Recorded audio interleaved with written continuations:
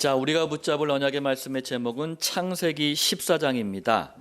그리스도를 누리면 모든 것이 기회가 된다라는 제목입니다.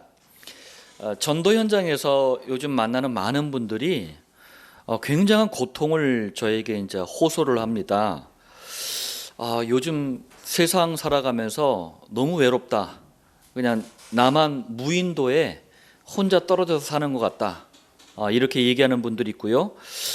아무 일도 일어나지 않았어요. 그런데 자꾸 무슨 일이 일어날 것 같은 불안감 때문에 너무 힘들다. 그런 분들이 있었고요. 그리고 오늘 밤에도 성을 쌓는데요. 이 생각의 성. 쓸데없는 생각의 성을 자꾸 쌓는데요. 이게 뭐 한두 끝도 없이 쌓는데요. 그래서 잠이 안 온대요. 잠자는 게 너무 무섭대요. 자, 현대인들이 가지고 있는 심각한 정신과 마음 그리고 영적인 문제들입니다. 근데 제가 이제 그 얘기를 들으면서 그렇구나.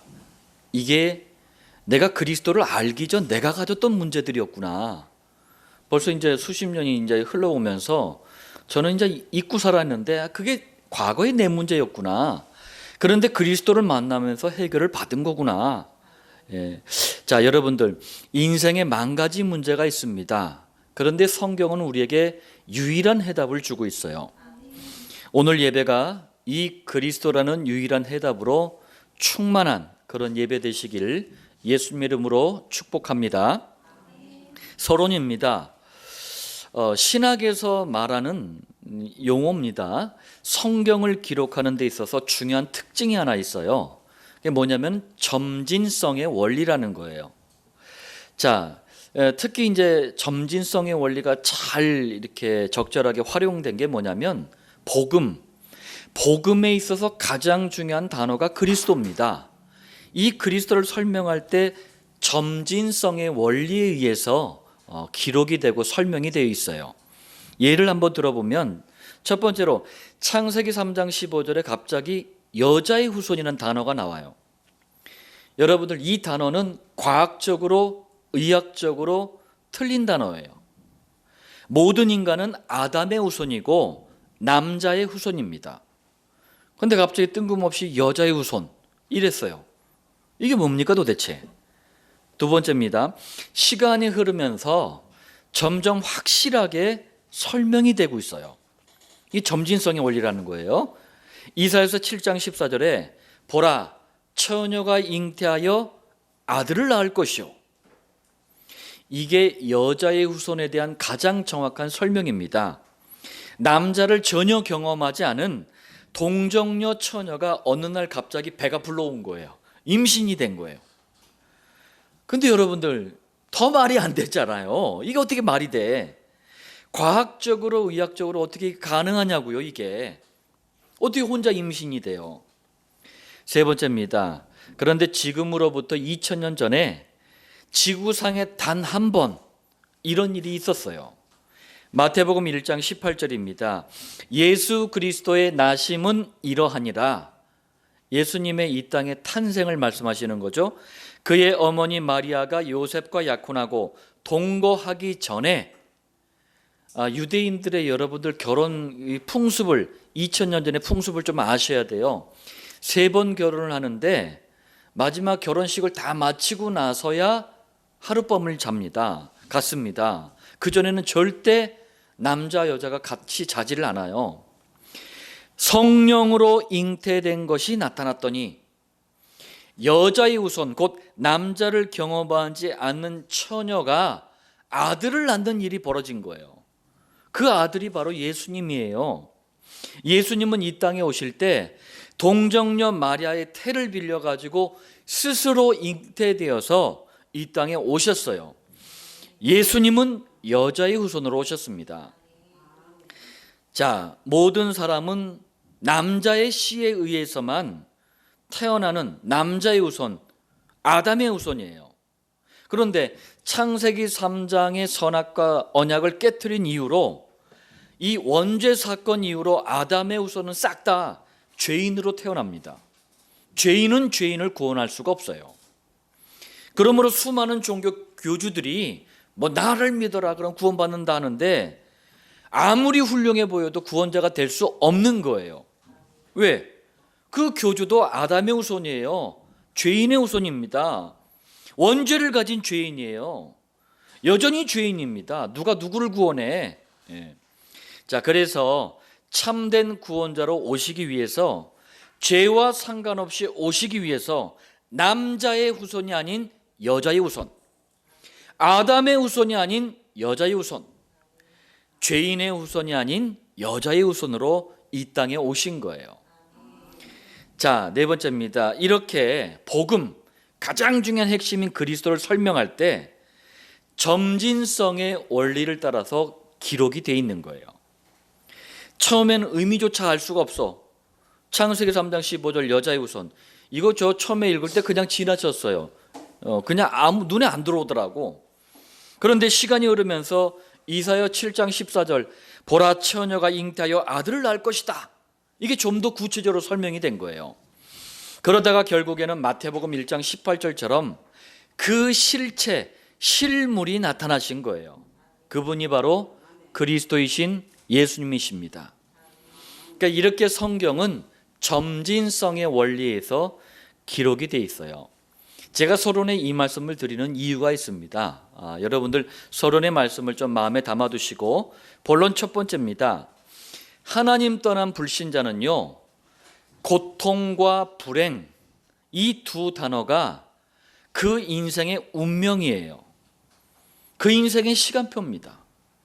저는 현장에서 전도하다가 또 복음 전하다가 불신자 부러워하는 사람들, 교회 다니면서도 불신자 부러워하는 사람들을 보면은 정신이 어디 나간 사람들 같아. 예. 실상을 안다면은 정말 애통해하고 불쌍히 여겨야 될 사람들이 불신자예요.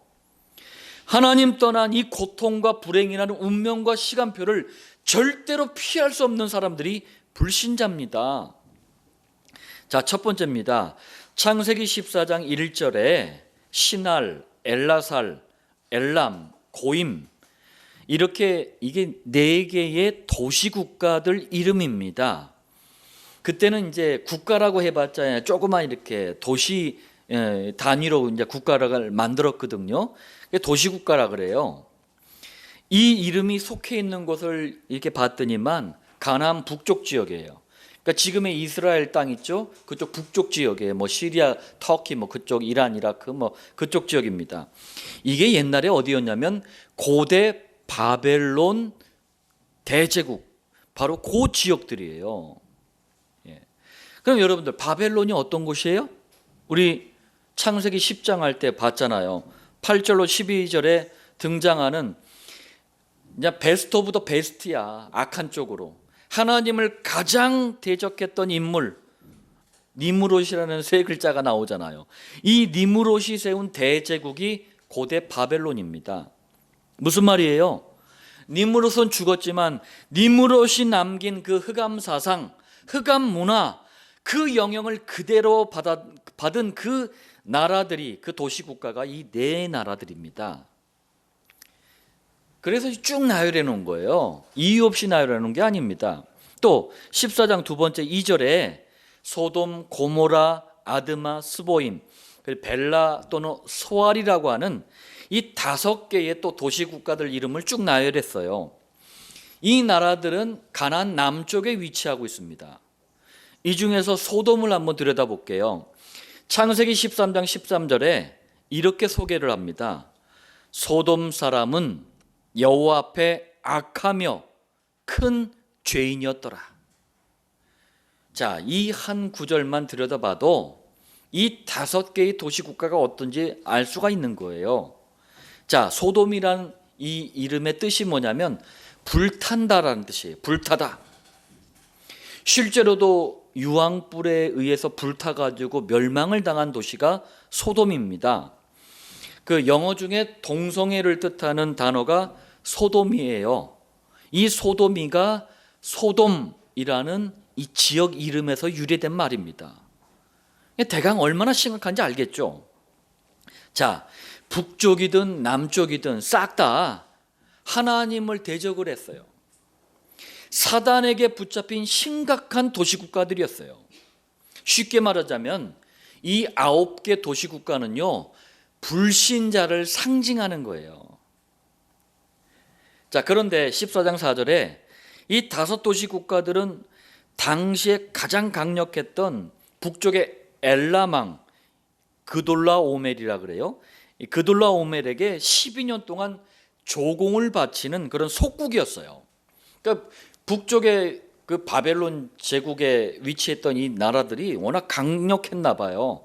그러니까 밑에 있던 남쪽에 있던 5개 나라가 싹 다 조공을 바쳤어요. 우리도 그랬잖아요. 저 중공한테 옛날에 조공 바쳤잖아요. 이게 나중에 이제 이게 너무 이게 조공을 다 자꾸 요구하니까 반란을 일으킨 거예요. 14장 3절. 그래서 가나안 땅에 여매라고 있어요. 여매가 이게 한자를 보시면은 소금바다라는 뜻이에요. 지금의 이스라엘의 사해가 바로 이 여매예요. 예. 사해는 특징이 있어요. 물이 들어오는데 내보내지를 않아. 그냥 그런데 수위가 또 일정하게 유지가 되고 묘하더라고요. 제가 아주 예전에 한번 가봤더니만 염분 농도가 어마어마해요. 예. 아무리 수영을 못해도 둥둥 떠다닙니다. 예. 하여튼 그런 데예요. 자, 사해 이 근처에 모여가지고 북쪽의 강력한 도시국가 4나라, 남쪽의 약한 도시국가 5나라가 연합군을 만들어 가지고 서로 이제 전쟁을 벌인 거예요. 세 번째입니다. 근데 이거는 단순한 전쟁을 말하는 게 아닙니다. 창세기 3장에서 시작된 원죄 사단 지옥 문제 이후로 지금도 지구상 어딘가에서 계속되고 있는 고통과 불행이 바로 전쟁이에요. 다시 말하자면은 하나님 떠난 불신자들이 당하는 고통과 불행이 절정에 이르르잖아요. 최고조로 이르르잖아요. 그럼 그게 바로 전쟁으로 벌어지는 거예요. 불신자들은 이 운명과 이 시간표를 피할 수가 없어요. 예전에 제가 이제 역사 교과서를 이렇게 배울 때 우리 민족이 다른 나라로부터 침략당한 횟수를 적어놨더라고. 969회나 침략을 당했대요, 우리나라가. 하여튼 뒤따 많이 당했어. 예?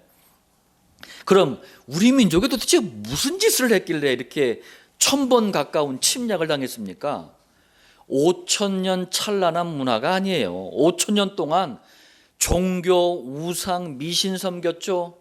들에서 빌고 산에서 빌고 뭐 나무에 빌고 돌에 빌고 이러고 살았어요. 그러니까 불신자들이 가지고 있는 고통과 불행의 이 시간표, 이 절정 최고조를 늘 그래서 만난 거예요. 그게 전쟁이라니까요. 예. 자, 4번째입니다. 그런데 불신자들은 이 운명과 시간표를 피할 수가 없잖아요. 이것도 문제잖아요. 그런데 또 다른 문제가 있어요. 여러분들, 교인의 상징이 되는 인물이 있습니다. 그게 아브라함의 조카 롯이에요.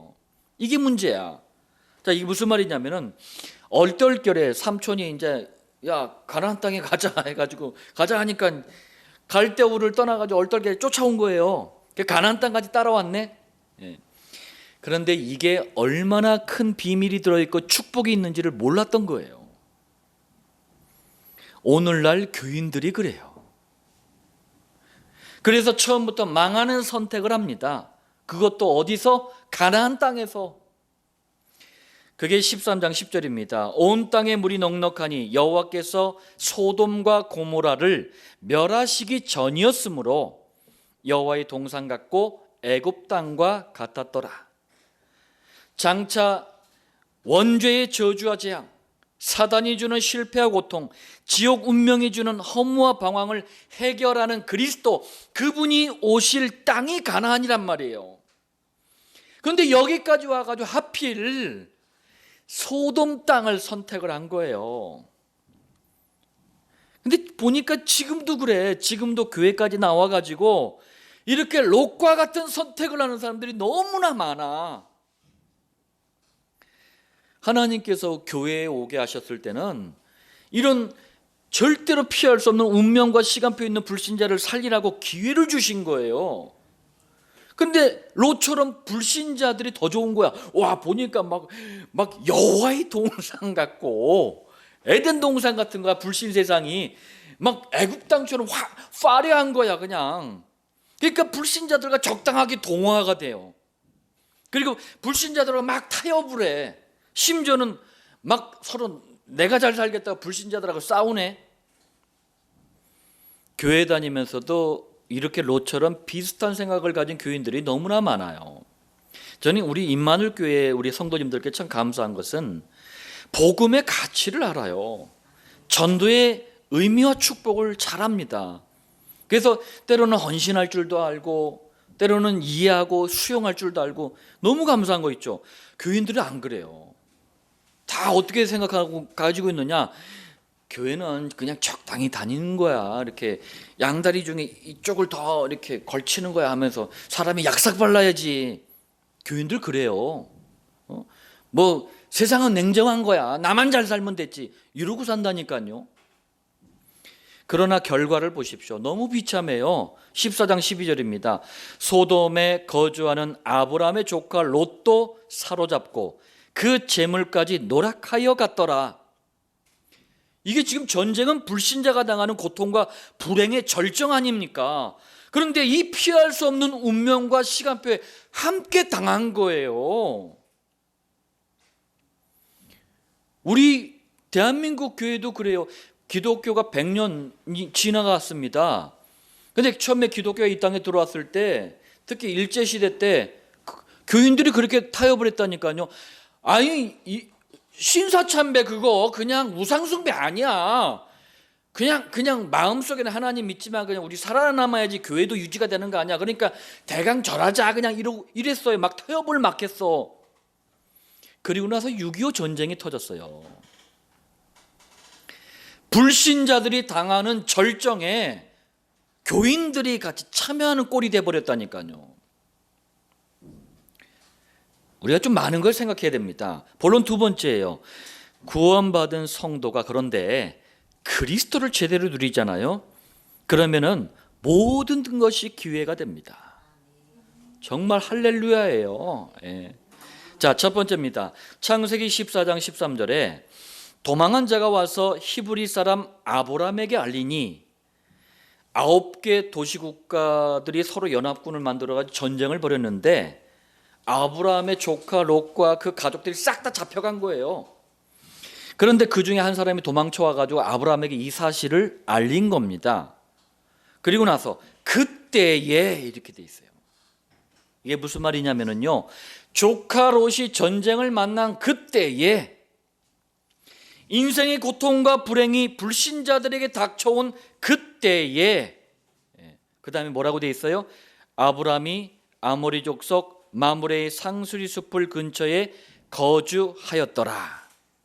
아니 이렇게 위급한 때에 하필 왜 아브라함이 사는 곳을 말씀합니까? 보세요.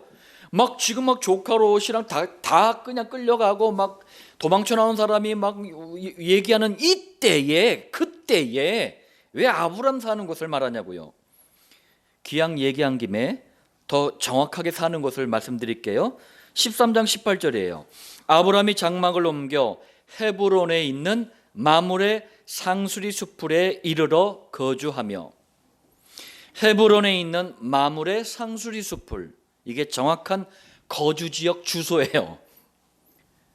무슨 얘기입니까? 전쟁이 일어나기 전부터 그리고 전쟁이 일어나는 바로 그 순간까지 아브라함은 계속해서 이곳에서 살았다는 얘기예요. 그럼 도대체 이곳이 어떤 곳이기에 굳이 이렇게 위급한 때에 사는 곳을 얘기를 합니까? 헤브론이라는 지역 이름의 뜻이 연합, 교제, 친교 이런 뜻이에요. 마므레라는 이름의 뜻은 강하다, 강함 이런 뜻입니다. 무슨 말이죠? 아브라함은 계속해서 여호와와 강력한 연합, 강력한 친교. 무슨 말이에요? 그리스도를 누리고 있었다는 얘기예요. 그리스도와 강력한 교제를 계속하고 있었다는 얘기예요. 자, 두 번째입니다. 이때부터는요, 그리스도를 누리는 이때부터는요, 불신자에겐 고통과 불행이 절정이 전쟁인데, 이렇게 그리스도를 누리고 있던 아브라함에게는 전쟁이 오히려 그리스도를 증거하는 기회가 돼버렸어요. 14장 13절, 도망한 자가 와서 히브리 사람 아브라함에게 알리니, 아까 얘기했잖아요.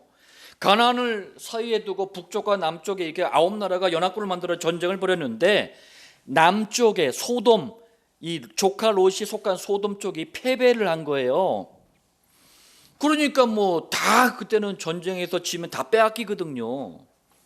포로로 끌려간 거예요. 자, 이때 아브라함은 14장 14절, 그의 조카가 사로잡혔음을 듣고 집에서 길리고 훈련된 자 318명을 거느리고, 여러분들 이건 정식 군대가 아니에요. 아브라함 집에서 함께 먹고 마시고 하는 이 가족처럼 지내는 일반 그냥 사람들 318명을 데리고, 아브라함은 또 318명을 절대 원치 않았던 이 전쟁에 개입을 한 거예요. 여러분들, 우리가 왜 전도해야 됩니까? 나만 잘 먹고 그냥 나만 잘 살고 이렇게 되는 게 세상 아닙니다. 주변의 불신자들이 고통을 당하잖아요. 덩달아 우리도 영향을 받아요. 우한 코로나 보세요. 다른 데서 보면 다 영향받잖아요. 참 놀라운 사실은 뭐 그전 거는 차차고라도 1945년부터 1990년까지 빼면 이 45년 동안 지구상에 전쟁이 몇 번이나 있었나 이거 조사를 했어요.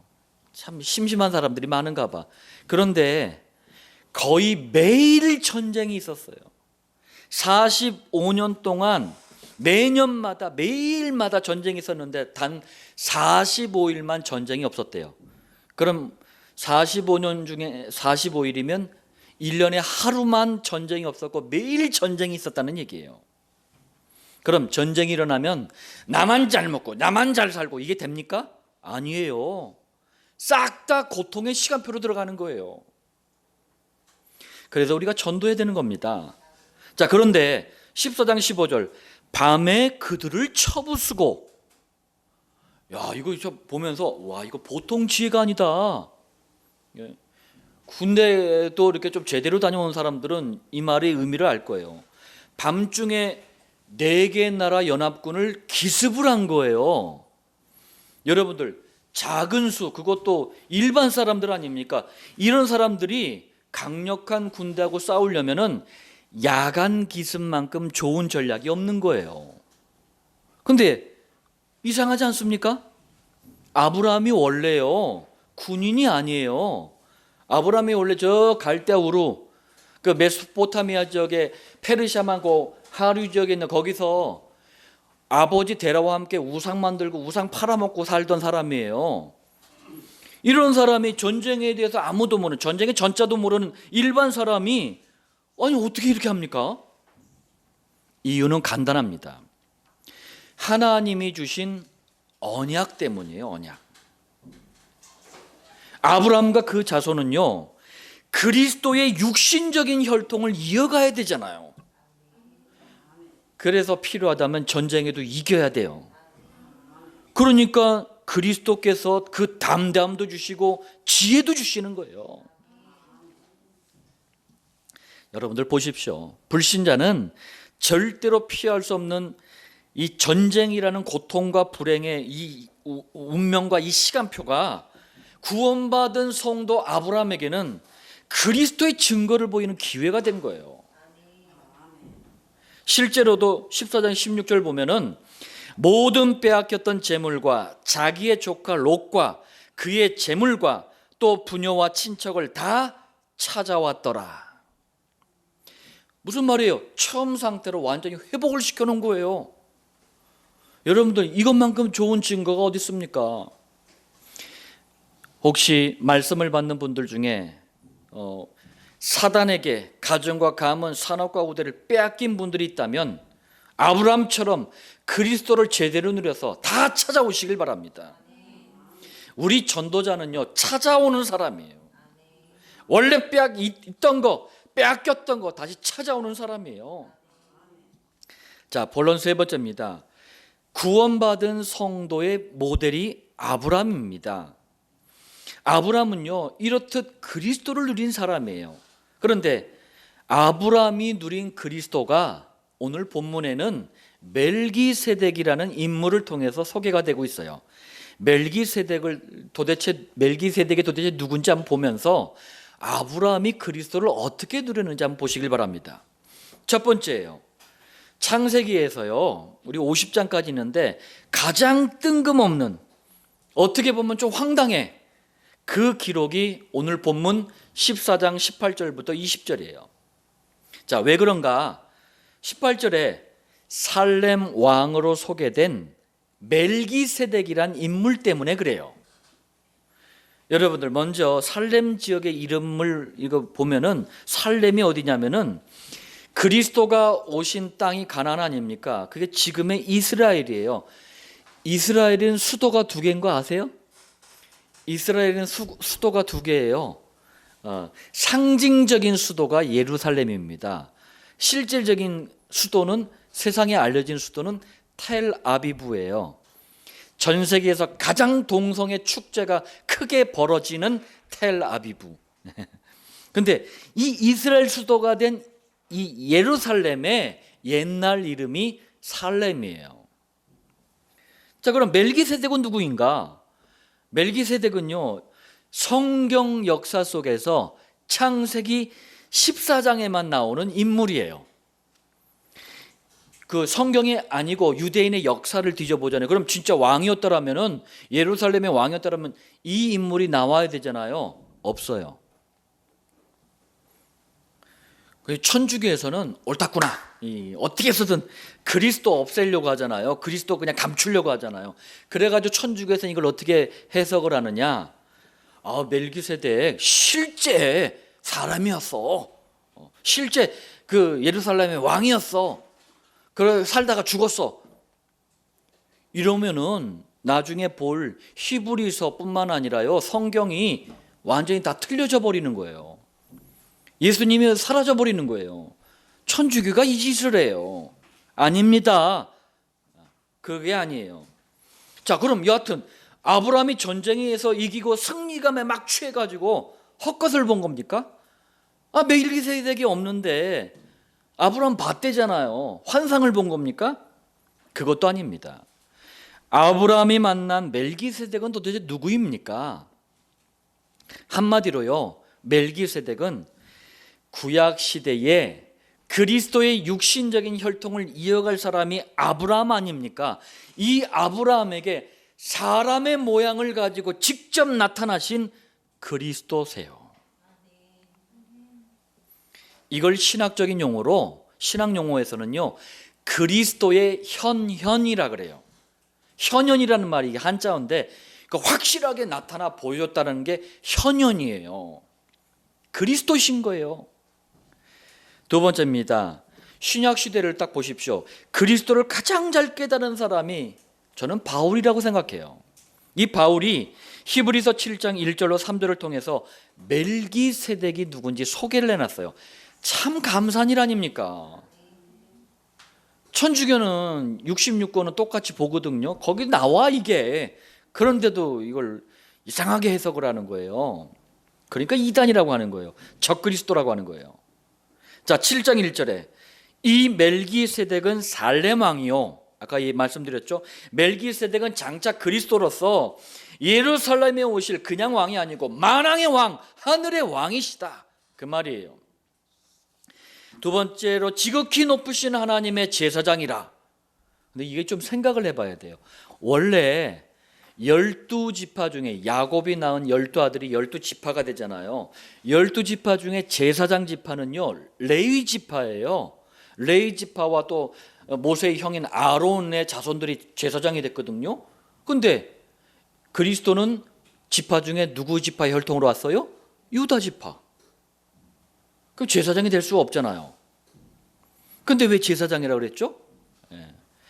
그리스도는 하나님께서 직접 세우신 영원한 대제사장이에요. 그럼 왜 이렇게 하셨을까? 지파를 따르지 않고 왜 제사장 직분은 그렇게 하셨을까? 여러분들 생각해 보세요. 인간은 아무리 훌륭한 제사장을 세워도 한계가 있어요. 결국 그 제사장마저도 죄를 져. 아니, 죄 문제 해결을 위해서 세운 제사장이 죄를 져. 실수도 해. 이 연약함이 있단 말이에요. 그래서 하나님께서 그리스도를 직접 영원한 대제사장으로 세우신 거예요. 왜? 그래야지만 그 영원한 대제사장이신 그리스도가 십자가에서 이루신 그 희생의 비밀, 그 사실을 믿을 때 영원한 속죄를 받는 거예요.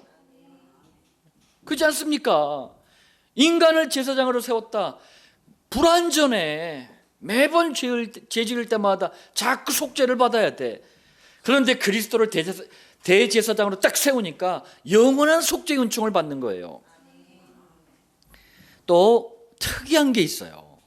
여러분들, 인간은 그 누구도요, 그리스도 안에 있는 선지자, 제사장, 왕, 이 세 직분을 겸직할 수가 없어요.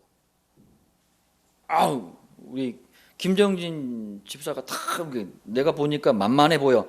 내가 선지자지만 제사장도 할 거야. 이렇게 못한다고요. 한 사람이 한 직분만 할 수가 있어요. 그런데 멜기세덱은 왕이고 제사장이잖아요. 직분을 겸직한 거예요. 왜요? 아까 얘기했잖아요. 구약시대에 활동하셨고 아브라함에게 사람의 모양으로 직접 나타나신 그리스도시기 때문에 당연히 겸직이 가능한 거예요. 7장 3절입니다. 아버지도 없고 어머니도 없고 어메나 고아인가? 아니에요. 고아도 낳은 부모는 있습니다. 다만 버림받은 것뿐이죠. 낳은 부모가 있어요. 여기 이 말씀은 실제로 육신의 부모가 없다는 얘기예요. 이게 말이 됩니까? 그리고 족보도 없고 시작한 날도 없고 생명의 끝도 없대. 분명히 이 땅에 오셨는데 근원을 알 수가 없다는 얘기예요. 여러분들 다 근원이 있잖아요. 주민등록 등본 띄워보거나 초본 띄면 다 나오잖아요. 여러분들 근원을 알 수가 있어요. 참 희한하죠. 자, 그러면서 하나님의 아들과 닮아서 항상 제사장으로 있느니라. 하나님의 아들, 이게 뭡니까? 살아계신 하나님이 인간 구원을 위해서 사람의 아들로 오신 분을 말하는 거예요.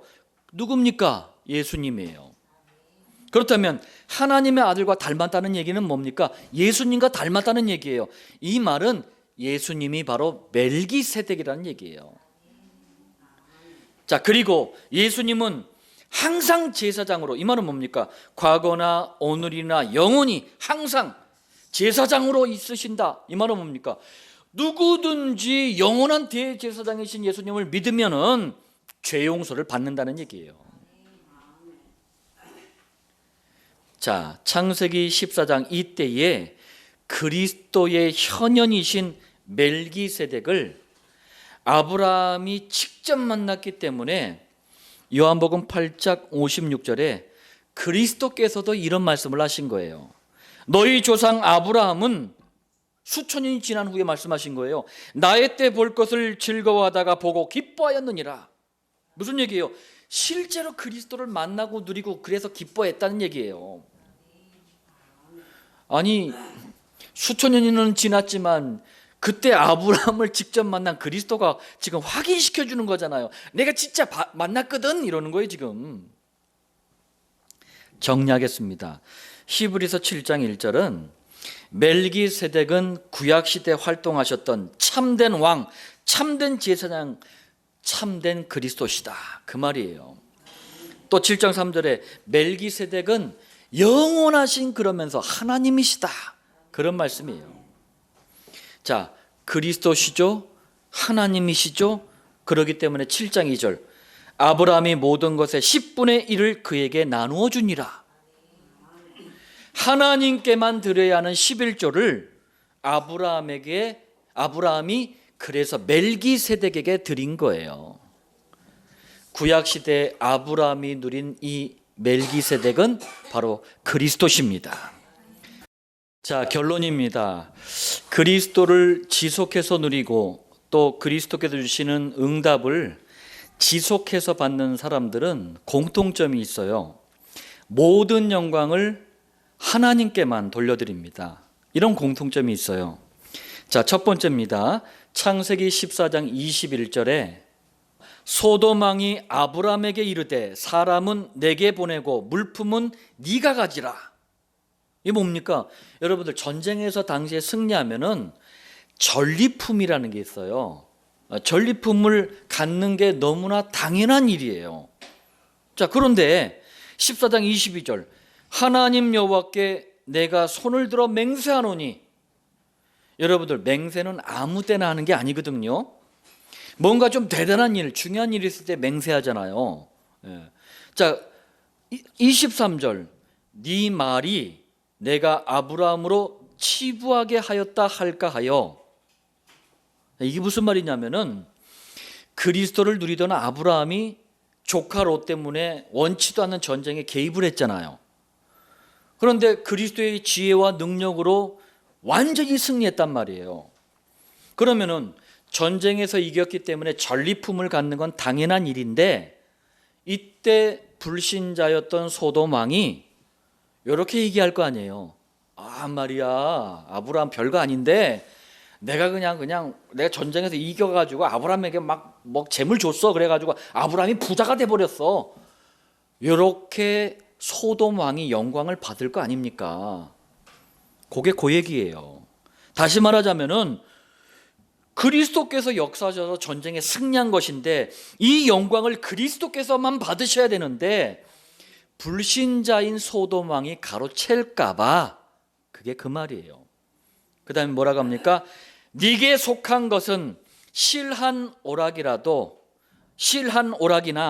들매끈 한 가닥도 내가 가지지 아니하리라. 여러분들 실한 오락이 실 하나, 그리고 이 들매끈이 신발끈이에요. 신발끈. 나 이것도 하나라도 아주 사소한 거라도 나 갖지 않겠다. 왜요? 영광은 하나님만 받으셔야 된다. 그런데 소돔 왕이 받을 수는 없다.